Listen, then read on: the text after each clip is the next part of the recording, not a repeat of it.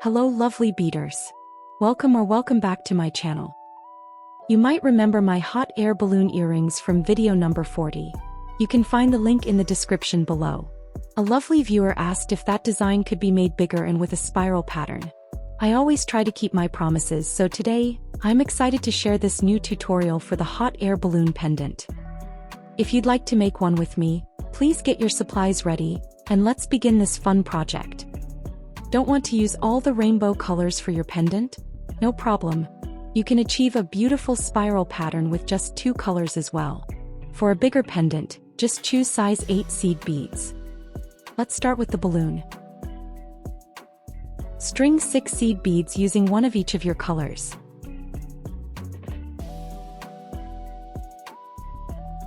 Slide them down on your thread and tie the ends together to form a circle with the beads.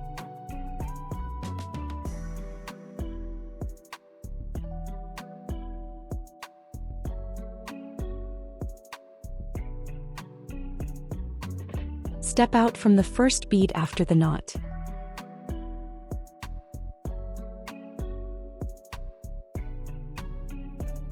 Now you have a rainbow circle. Pick up 2 beads in the same color as your bead where you are exiting, and go through that same exit bead to make a 3-bead loop. Go through the next bead from your starting circle and repeat the process.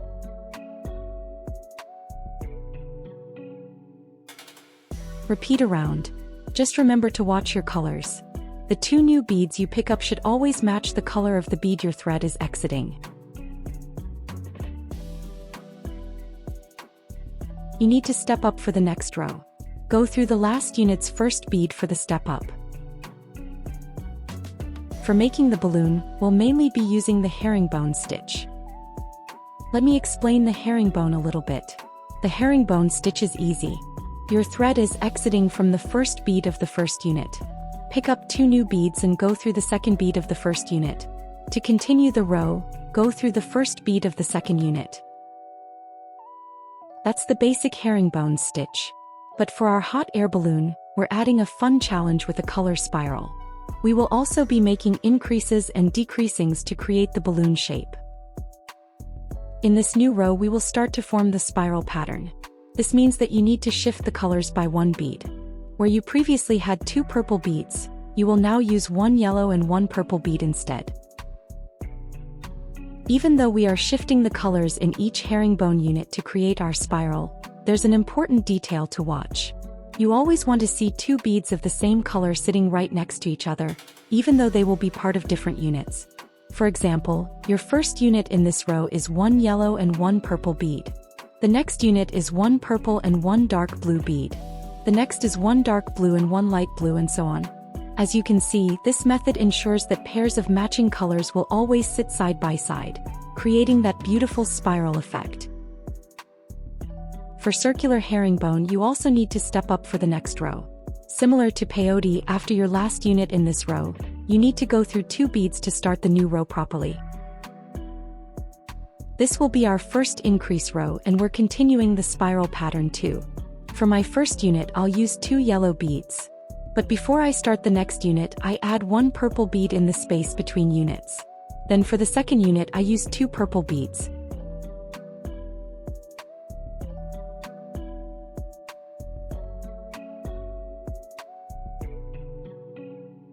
Continue with the increase by adding 1 dark blue bead between the units. Then for the next unit, string 2 dark blue beads. You'll need to repeat this all the way around to complete the row. Because of the increase, you will have 3 beads from each color. With the last bead, go through 2 beads to make the step up for the next row. We will make the same bead loops on these increase beads as we did with our beads from the starting circle.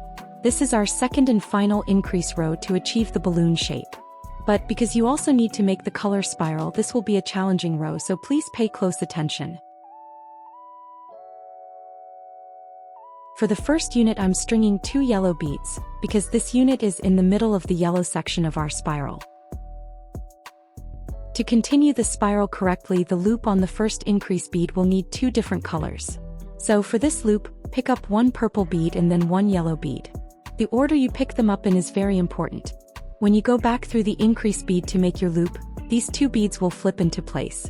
This ensures the yellow bead will sit next to your other yellow beads, and the purple bead will sit next to your purples, keeping our spiral pattern accurate. For the second unit, string 2 purple beads. For the second increase bead, string 1 dark blue and 1 purple bead.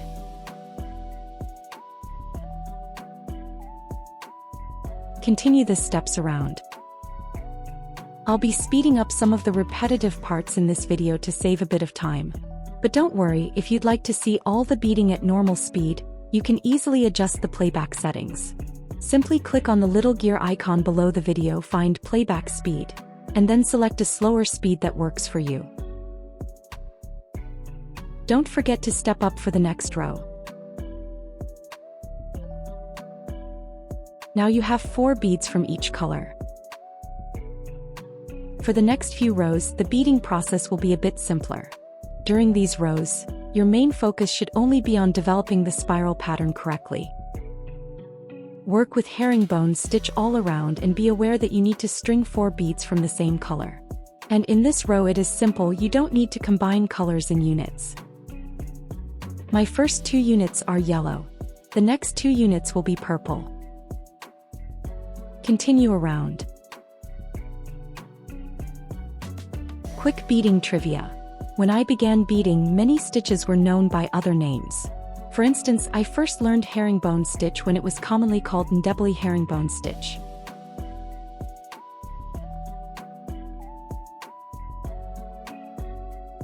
Don't forget the step-up part.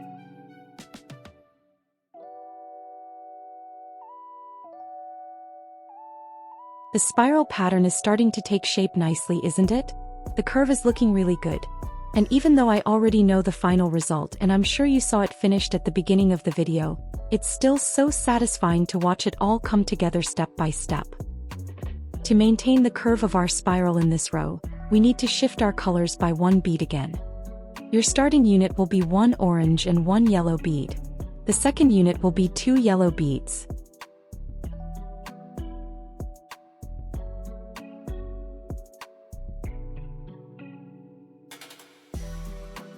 The third unit will be 1 yellow and 1 purple bead. Continue all the way around to complete the row, but keep in mind that you need to use a total of 4 beads from each color. You might notice I often adjust the beads immediately after adding them. Doing this helps ensure they sit correctly and maintains good even tension in your beadwork. If a bead isn't adjusted properly now, that part of the beading tends to loosen up in the next row. Don't forget to step up for the next row.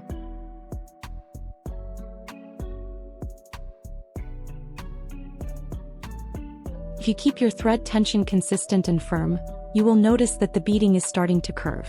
The top of our balloon is beginning to form. This thread tail has officially overstayed its welcome. Let's secure it by weaving it through a few beads, and then we can say goodbye with a little snip.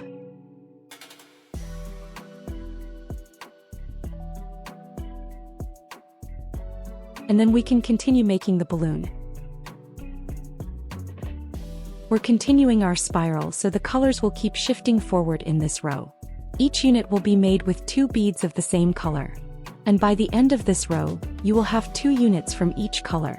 Your first unit will be 2 orange beads. Then your next 2 units will both be made of 2 yellow beads. The next 2 units will be with 2 purple beads. Continue this pattern around. Try to maintain a good even tension on your thread. This will help your beadwork curve nicely and form its domed shape.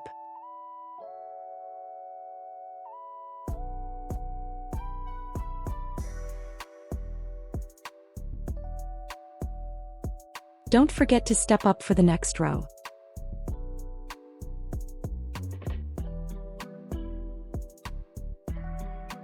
Shift your colors by 1 bead again in this row. String 2 orange beads for the first unit.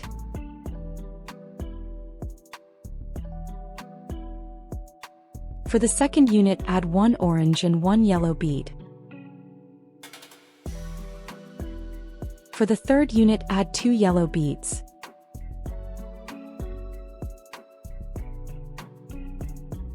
For the fourth unit, add 1 yellow and 1 purple bead.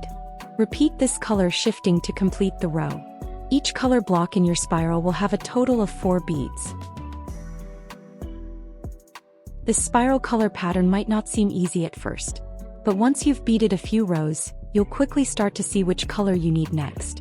The key is just to pay close attention.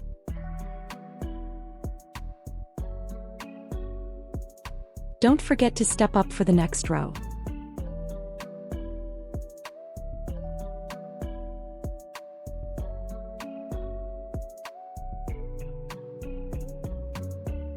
Here I will try to show you how you will know when to start the decreasing. It will be a little challenging, but I will try my best to show you properly. First, find your starting circle. Then you need to find the first unit from the increasing column. The first unit sits on top of the single bead between 2 units. You need to have 6 rows on this column. After these 6 rows, we will start to decrease and shape the balloon. We need 1 more row. In this row, each unit will be made with 2 beads of the same color. You will make 2 units of each color. For your first 2 units, use only orange beads. Then make 2 units with yellow beads. Continue this color scheme all the way around.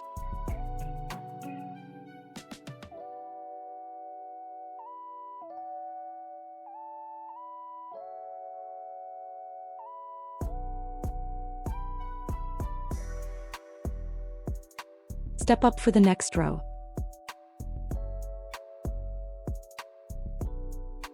It's time to start decreasing to give our hot air balloon its nice, round shape. But first we need to put the 14mm bead inside before we begin any decreasing. I've strung the 14mm bead onto an eye pin. Then I pass the straight end of this eye pin through the starting circle. This helps the bead sit nicely in the center. I'm just making a simple bend in the pin. I just need to hold the bead inside temporarily while I continue beading. Later, for the final assembly, we will need to be able to move this eye pin. And now we can start the decreasing row. First you need to find the column made from the increased beads, because we will do the decreases on that column. My first unit in the row is a regular one, so I don't make a decrease here. But for our spiral's color shift, this unit will be made with 1 green and 1 orange bead. My second unit is part of the extra column, so I will make a decrease. To do this, I will only add 1 bead for this unit, which will be an orange bead. Each color section in the spiral will now have 3 beads total, not 4. For my next unit, I will bead 1 orange and 1 yellow bead. With this, my orange color section now has its 3 beads. In the next unit, I decrease again, now with a yellow bead. The next unit will be a yellow and a purple bead. And you need to continue this decreasing row around.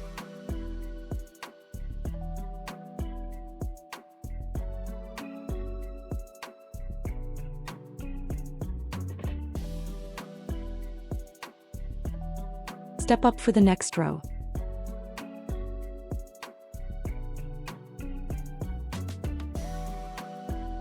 Continue shifting the colors to maintain the spiral. For my first unit, I string 2 green beads. And to reach the next unit, I go through the bead strung on top of the extra unit. This single bead is the decreasing bead. For my second unit, I string 2 orange beads. And I go through the single bead to reach the next unit. Continue these steps.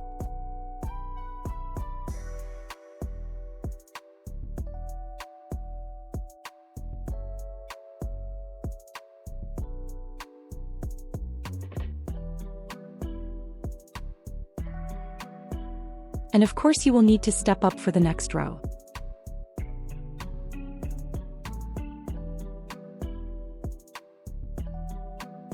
This row keeps our color spiral twisting, and we still have 3 beads per color. For my first unit, I string 2 green beads, but before I go through the next unit's first bead, I string 1 extra green bead between the 2 units.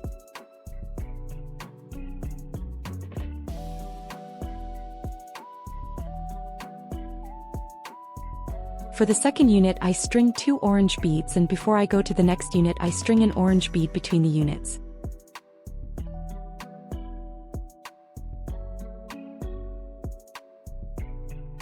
Continue this pattern all around.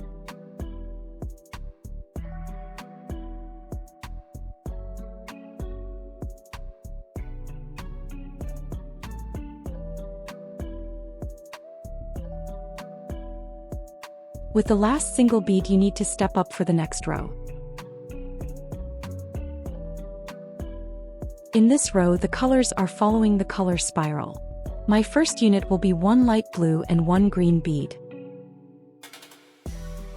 To reach the second unit, I need to go through the single bead between the units. For my second unit, I string one green and one orange bead. Continue around.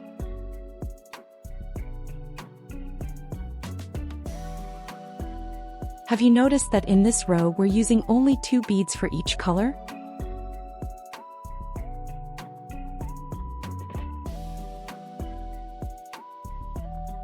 You will need to step up for the next row.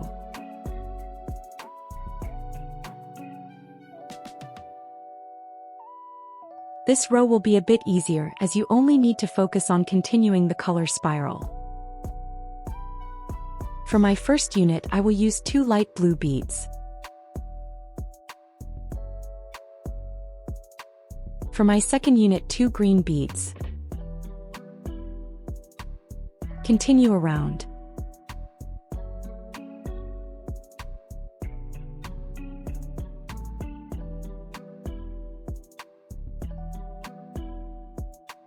You still need to step up for the next row. In this row, I will stop twisting the colors for the spiral. This will make the balloon look nice with the basket part because the basket will have straight colors, not a spiral. So for this row, you will bead color on color. This means if the unit below is light blue, your new unit will be 2 light blue beads. If the unit below is green, your new unit will be 2 green beads. Continue around.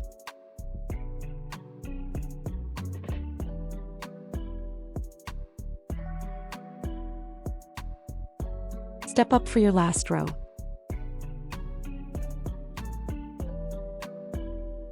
For each unit in this row, add only 1 bead. This bead should be the same color as the unit below.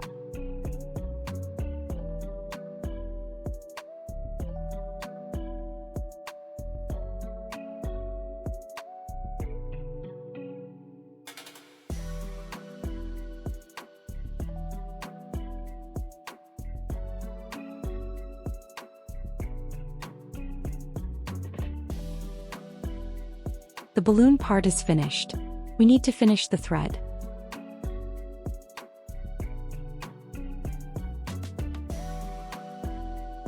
Let me share a couple of quick tips for finishing threads in herringbone stitch. I use a few different methods. One way is similar to peyote stitch. I simply weave the thread back and forth through the beads until it feels secure enough to cut it. Another method is making double knots between beads, then weaving the thread through more beads, adding another knot and weaving through more beads before cutting it. For this hot air balloon project, I'm using the back and forth weaving method right now. I'm doing this because I want to reinforce the final rows of the balloon. The more times the thread passes through these beads, the firmer and more stable this section will become.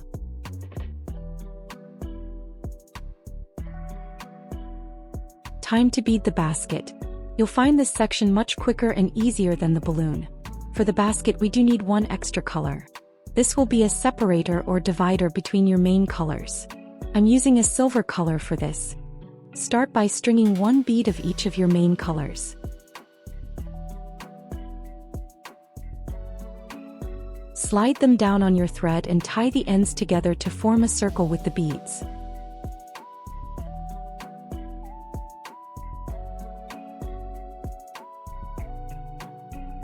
Step out from the first bead after the knot.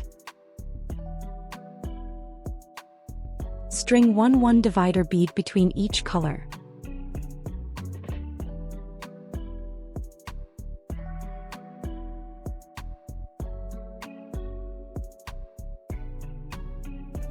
With the last bead, make the step-up part. In this row, string 2 beads between your divider beads. They need to match the color of the section you're working on. So on top of the orange bead, 2 orange beads. On top of the green bead, green beads.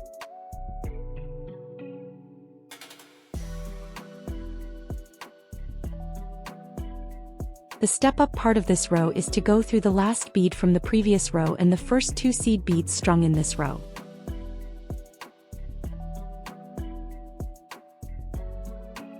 String 1 divider bead between every pair of beads strung in the previous row. This is a type of peyote beading, using the 2 beads as one.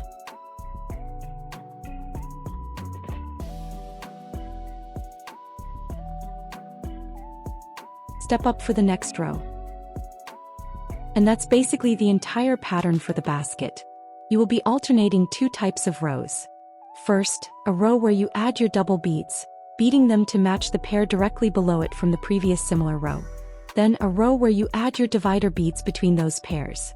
Keep alternating these 2 row types until you have completed 4 rows using the pairs of beads and 5 rows using the divider beads. Your very last row for the basket will be a row of divider beads. If you're enjoying this video, I'd love to ask for a small favor that makes a huge difference. Running this channel and creating these tutorials takes a lot of time and effort, and while I love sharing my knowledge for free, I can only keep doing it with your support. The easiest way to help? Watch the video until the end.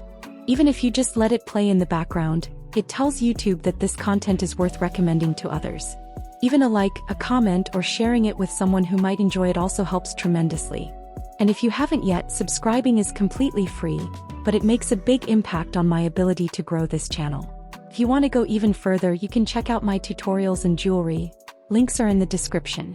But honestly, just watching and engaging is already an amazing way to support me. So thank you for being here, it really means the world.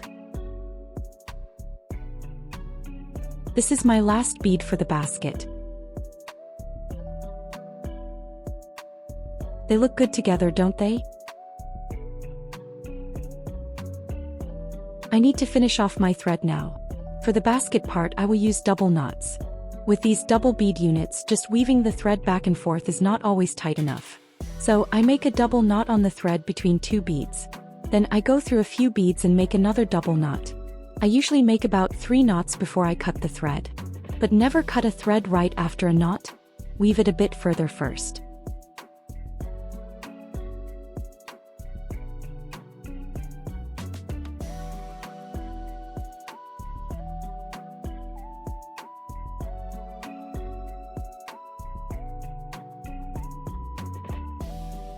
Weave in the tail too before you cut it.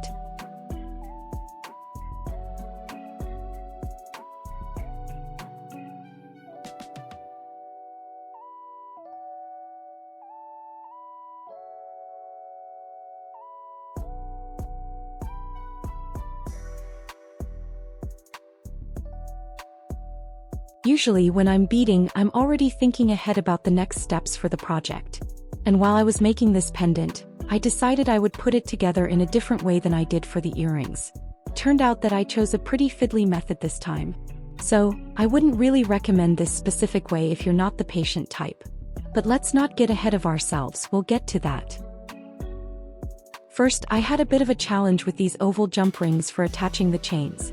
Here's what I did for each connection. I opened a jump ring and attached it to one of the divider beads on the basket.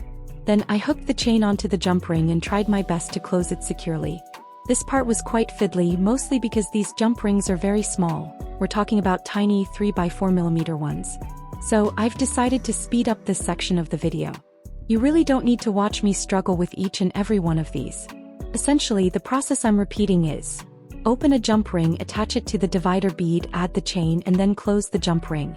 I have 3 chains for this pendant in total, and both ends of each chain will be attached to the basket with a jump ring like this.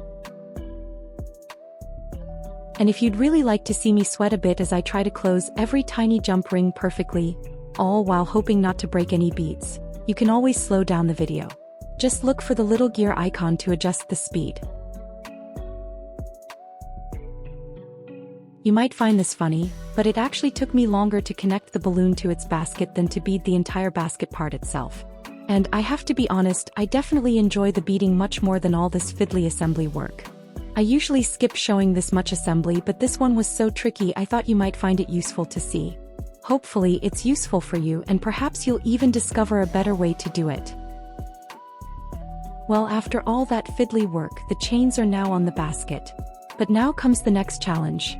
And this is a step I honestly thought would be super easy at first. I need to hook the middle of these chains onto the loop of the eye pin that's already secured inside the hot air balloon.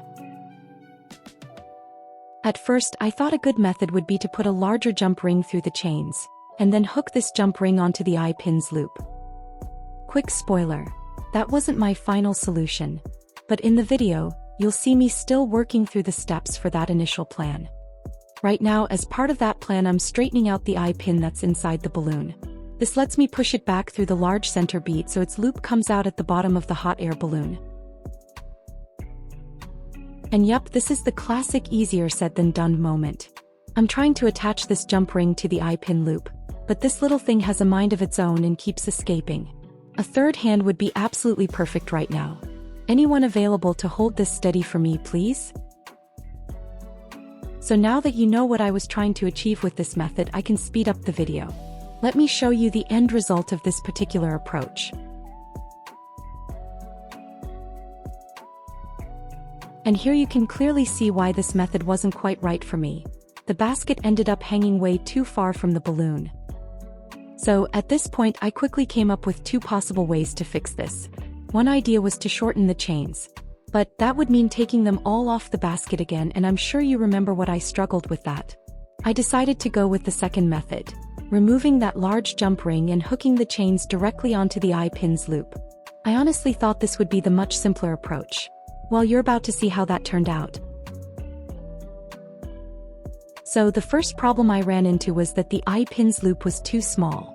The chains simply wouldn't fit inside.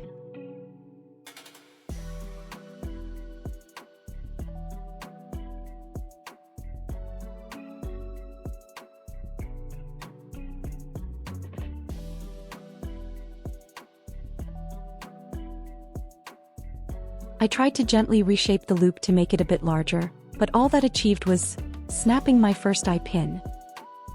Thankfully, on my second attempt with a new eye pin, I managed to make the loop the right size and could finally hook all the chains in.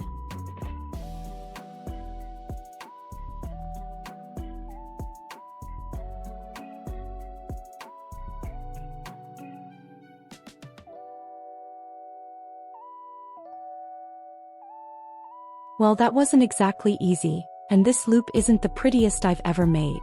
But the good thing is, this part will be completely hidden inside the hot air balloon anyway.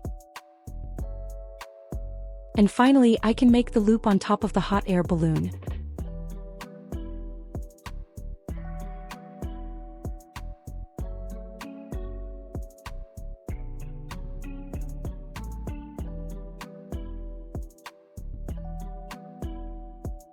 For my hot air balloon, all that's left is to add a necklace chain so I can wear it as jewelry.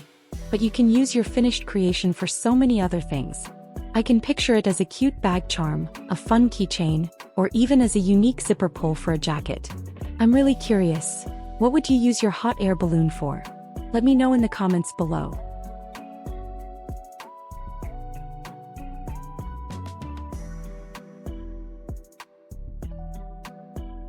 And that's the end of today's video. If you watched it and liked it, don't forget to subscribe if you haven't already. Thank you for spending time with me. See you next week.